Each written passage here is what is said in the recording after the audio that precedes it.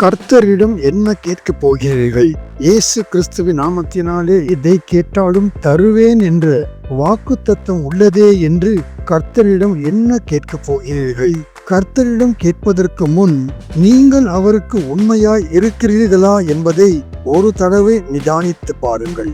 மற்றவர்களின் வசதியை பார்த்து, ஐஸ்வர்யத்தை பார்த்து பொறாமையால் நாமும் அப்படி மாற வேண்டும் என்று இருதயத்திலே நினைத்தவாறு ஜெபத்திலே உட்காரும் போதெல்லாம் தேவ சமூகத்தில் அதுதான் உங்கள் விண்ணப்பமா?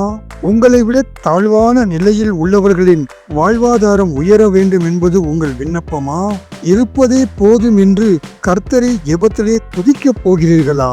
சாலமோன் ஞானத்தை கேட்டான். மோசே ஜனங்களை மன்னிக்க வேண்டினான். அன்னாள் ஒரு குழந்தையை கேட்டாள். பர்திமேயு குருடன் பார்வையை கேட்டான். எசேக்கியா ஆயுள் நாட்களை அதிகரிக்க கேட்டான். யாபேஸ் தன் எல்லையை விரிவாக்கி தீமை அணுகாதிருக்க கேட்டான். எலியா கர்த்தரே தேவன் என்று உலகத்திற்கு பறைசாற்ற வானத்திலிருந்து அக்கினியை அனுப்ப கேட்டான்.